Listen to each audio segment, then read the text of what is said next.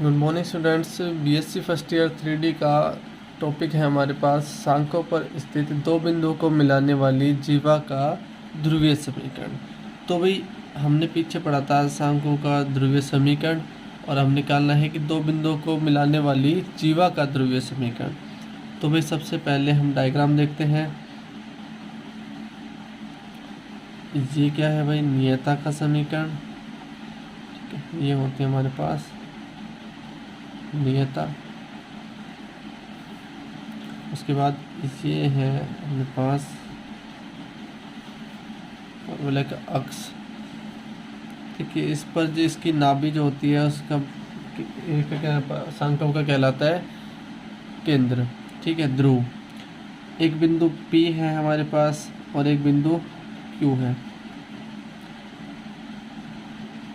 अच्छा, ये दूरी है जो मूल अक्ष है, प्रारंभिक अक्ष, उसके साथ अल्फा कोण बनाए हुए हैं और ये इस प्रारंभिक अक्ष के साथ बीटा कोण पर झुका हुआ है, बीटा कोण बनाया हुआ है। तो P के ध्रुवीय निर्देशांक होंगे S से P तक की दूरी SP और अल्फा, S से Q तक की दूरी और कोण बीटा। ठीक है भाई, ये Z हो गया बस। तो भाई सबसे पहले सांकों का समीकरण, सांकों का समीकरण होता है L/R बराबर 1+E cos थीटा। समीकरण नंबर 1। माना सांकों पर स्थित दो बिंदु सांकों पर स्थित दो बिंदु है अपने पास। एक तो P है जो है SP और अल्फा एंगल पर झुका हुआ है, और एक बिंदु Q है जो कि SQ और बीटा एंगल पर झुका हुआ है। अब समीकरण एक से देखते हैं भाई। L/R, R की जगह एक तो SP बराबर 1+E cos अल्फा। तो यहाँ से भाई SP का मान कितना आया? L/1+E cos alpha. ठीक है। अच्छा, इसी प्रकार L/SQ 1+E cos बीटा। तो SQ का मान आया हमारे पास L/1+E cos बीटा। तो भाई जीवा, ये बिंदु P जो था वो किस प्रकार था? SP और अल्फा। इसका मान होगा, SP का मान क्या निकाला? L/1+E cos अल्फा और अल्फा। बिंदु Q जो था वो था हमारे पास SQ और बीटा। SQ का मान अपन ने निकाल लिया L/1+E cos बीटा और बीटा। बिंदु P और Q के मान आ गए। तो भाई जीवा PQ का समीकरण, माना जीवा PQ का समीकरण होगा L/R बराबर A cos theta plus B sin theta. समीकरण नंबर आपने दे दी इसको 2। बिंदु P व Q जीवा PQ पर स्थित है। इस जीवा पर स्थित है तो इसको संतुष्ट भी करेंगे। संतुष्ट किस प्रकार करेंगे? सबसे पहले आप क्या ले सकते हो? L/R की जगह क्या ले लिया आपने? बिंदु P SP दूरी। तो L/SP बराबर A cos अल्फा प्लस B sin अल्फा। अच्छा, L/SP का मान क्या आया था? SP का मान था L/1+E cos अल्फा बराबर A cos अल्फा plus B sin alpha. L से L कैंसिल हुआ, ये ऊपर आ जाएगा अपने पास। तो ये बचेगा 1+E cos अल्फा बराबर A cos अल्फा प्लस B sin अल्फा। अच्छा, इस समीकरण को आप लिख सकते हो A cos alpha plus B sine alpha minus 1 plus E cos alpha बराबर 0, समीकरण नंबर 3। इसी प्रकार जो बिंदु Q है वो इस पर स्थित है, यानी एस क्यू बराबर A cos beta plus B sine beta.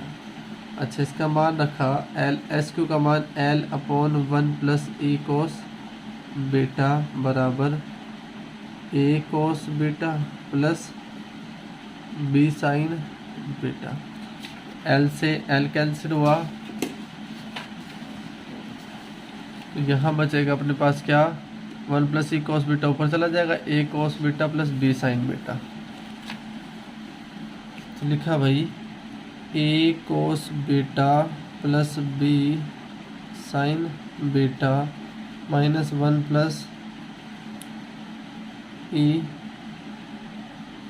Cos beta बराबर 0, समीकरण नंबर आपने दे दी इसको 4। समीकरण 3 और 4 को, समीकरण 3 व 4 को हल करने पर भी हल करेंगे, और हल करके मान निकलेगा आपको किसका, ए और बी का। वज्र गुणा विधि से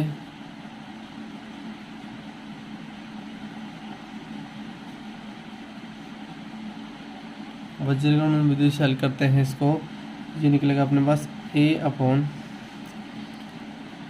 साइन एल्फा और साइन बीटा, उसके बाद माइनस में 1 प्लस ई कोस एल्फा और माइनस का 1 प्लस ई कोस बीटा बराबर बी अपॉन बी के लिए माइनस 1 प्लस ई कोस alpha minus 1 plus E cos beta बरा, और यहाँ पे आ जाएगा अपने पास कोस एल्फा और कोस बीटा बराबर में 1 upon cos alpha cos beta sine alpha और साइन बीटा। इस प्रकार हल करेंगे, और सॉरी ये नहीं, ये माइनस में आ जाएगा, ऊपर की तरफ जाएगा तब। तो ए अपॉन भाई साइन एल्फा इससे मल्टीप्लाई होगा, ये हो जाएगा माइनस का sine alpha plus E sine alpha cos beta, ऊपर से गया तो माइनस माइनस माइनस हो जाएगा प्लस साइन बीटा ई कोस एल्फा साइन बीटा बराबर में चल रहा है बी अपॉन कोस बीटा इससे मल्टीप्लाई हो तो माइनस का कोस बीटा माइनस, ये जो था ये माइनस में ही रहेगा, ई वाला माइनस ई कोस एल्फा कोस बीटा, ये गया ऊपर प्लस का हो जाएगा कोस एल्फा प्लस ई कोस एल्फा कोस बीटा बराबर में 1 upon cos alpha sine beta minus sine alpha और कोस बीटा। भाई जो कट रहा है उसे काट देते हैं, ई साइन एल्फा कोस बीटा, ये नहीं कटेगा, कोस एल्फा कोस बीटा। अच्छा, ये लिखते हैं भैया next step, A upon sine beta minus sine alpha, sine beta minus sine alpha, दोनों में आपके कॉमन आ गया ई, अंदर बचेगा, हाँ भाई ये प्लस का था लास्ट में ना, अंदर बचेगा आपके पास sine beta cos alpha minus cos beta sine alpha बराबर में, यहाँ से ये इससे कैंसिल हुआ, क्या बचा, B upon cos alpha minus cos beta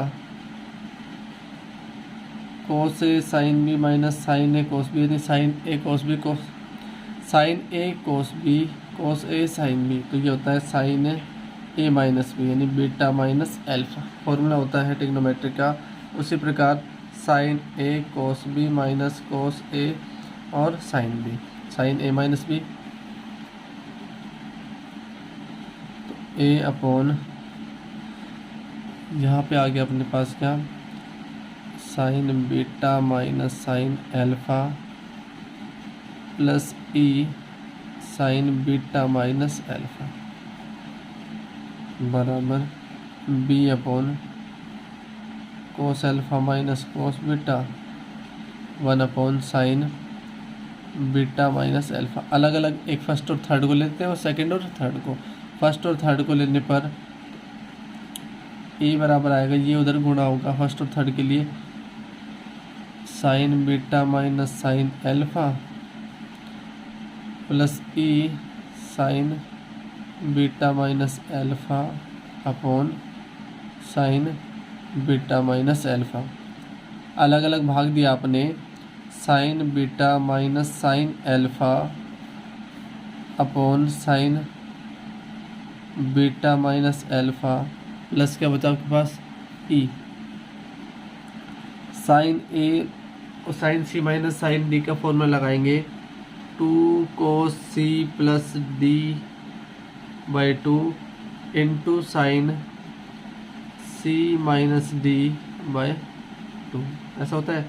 अच्छा, साइन इसको लिख सकता हूँ 2 into sign 2x, sign 2x का 2 sine beta minus alpha by 2 into cos beta minus alpha by 2 plus का ई, इससे ये कैंसिल हुआ, 2 से 2 कैंसिल हुआ, ए का मान हमारे पास आ गया भाई cos beta plus alpha by 2, और एक कोस ऊपर जाएगा तो sec beta minus alpha by 2 plus E, ये मान आ गया ए का। इसी प्रकार सेकंड और थर्ड स्टेप को या पद को लेने पर B upon cos alpha minus cos beta बराबर ले लिया 1 upon sine beta minus alpha, cos beta minus cos alpha minus cos beta वहाँ जाएगा तो किस में हो जाएगा, गुणा में cos alpha minus cos beta upon sine beta minus alpha, cos C minus cos D 2 sine होता है माइनस का 2 साइन या 2 sine C minus D upon 2 into sine सी plus D upon 2 alpha plus beta, और नीचे है भैया अपने पास 2 sine beta minus alpha upon 2 into cos beta minus alpha upon 2, तो वही बीटा माइनस एल्फा से ये ऊपर का जो होगा ये किस में हो जाएगा, माइनस में,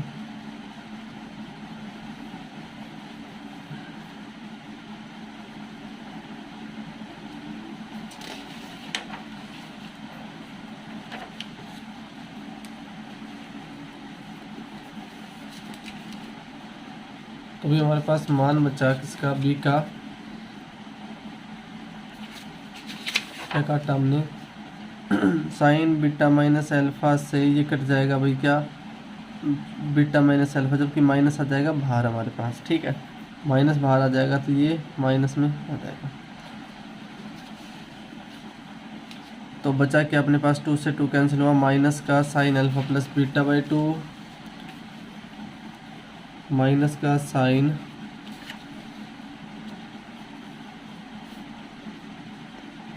एल्फा प्लस बीटा बाई 2, नीचे कोस था तो हो जाएगा sec beta minus alpha by 2 में।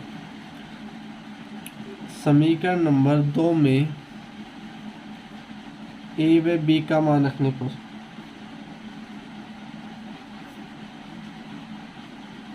समीकरण नंबर जो 2 थी वो क्या थी, जीवा का समीकरण।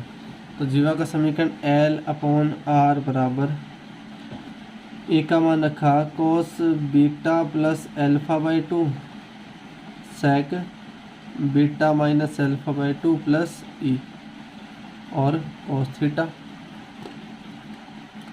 Plus sine alpha plus beta by 2 into sec beta minus alpha by 2 और plus E,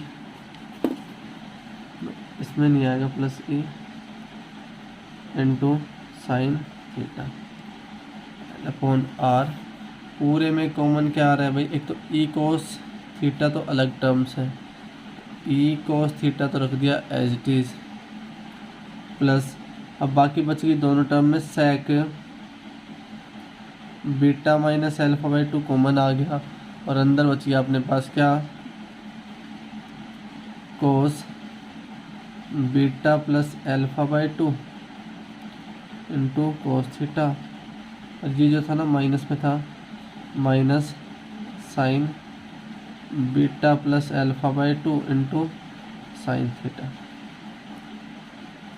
E cos theta as it is, sec B minus alpha by 2 भी एज इट इज़।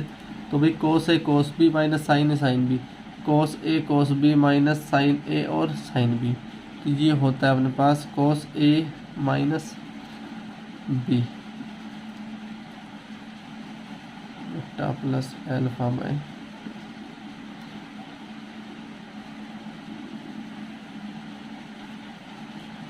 ये अपने पास क्या आ गई समीकरण।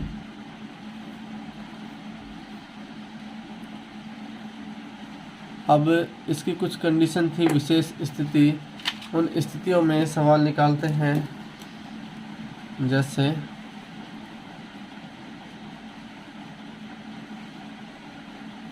कंडीशन फर्स्ट क्या है,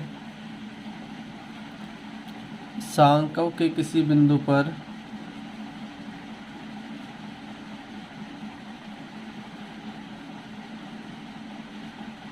स्पर्श रेखा का ध्रुवीय समीकरण किसी बिंदु पर निकालना है। जब बिंदु P पर, बिंदु P का मतलब Q टेंस टू P, तथा जो जो बीटा कोण था वो किसकी ओर अग्रसर होगा, अल्फा की ओर अग्रसर होगा। तो वही स्पर्श जीवा का समीकरण, स्पर्श जीवा का समीकरण हमने पढ़ा था L/R बराबर E cos theta plus sec alpha minus alpha upon 2, क्योंकि बीटा की जगह क्या लिख दिया आपने, अल्फा लिख दिया, into cos theta minus alpha plus alpha upon 2।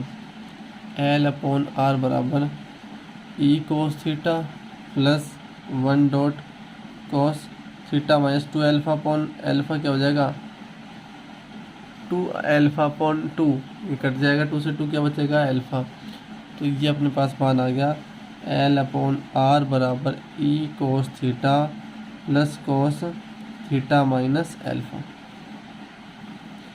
एक तो कंडीशन ये है। कंडीशन सेकंड,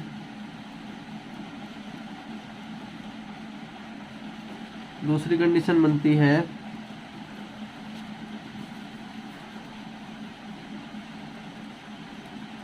सांको L/R बराबर 1 plus E cos theta minus gamma के बिंदु अल्फा पर स्पर्श रेखा का समीकरण।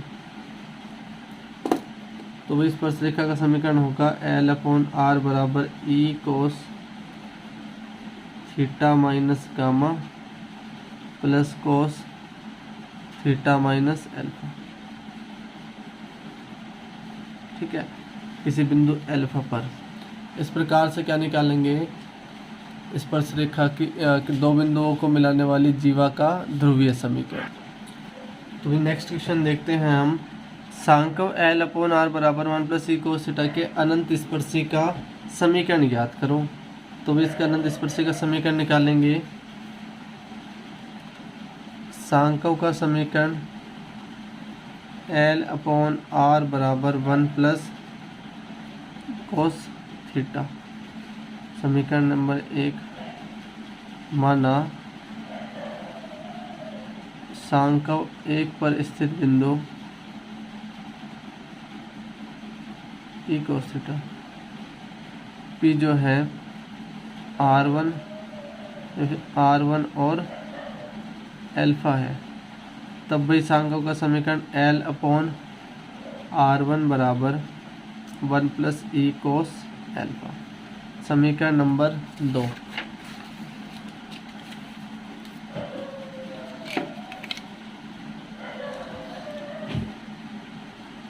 तो भाई सांकव 1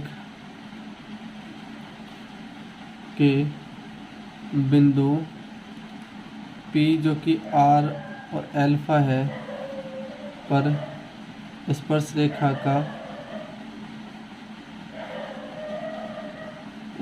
का समीकरण होता है L अपॉन R बराबर E cos theta plus cos theta minus alpha. थोड़ा सा और सॉल्व करेंगे इसको। L upon R is equal to E cos theta cos A minus B cos A cos B plus sine A और sine B.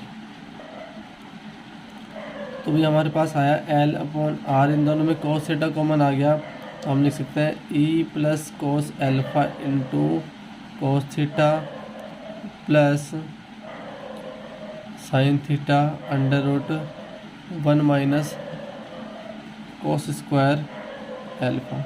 अभी sine square alpha का ये क्या था, वर्गमूल है, तो यहाँ पे क्या आ जाएगा प्लस माइनस।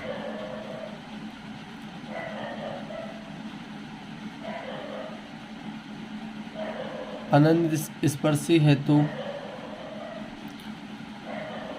बिंदु P की ध्रुव S से दूरी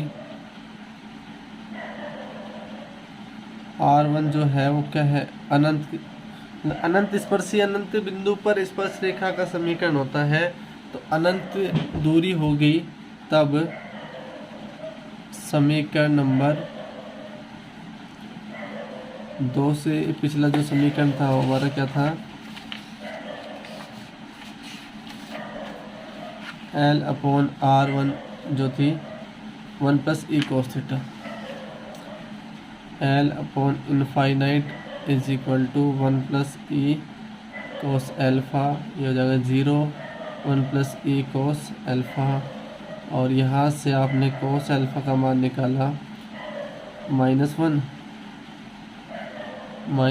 अपॉन ई। समीकरण नंबर 4, कोस अल्फा का मान वहाँ रख देंगे। समीकरण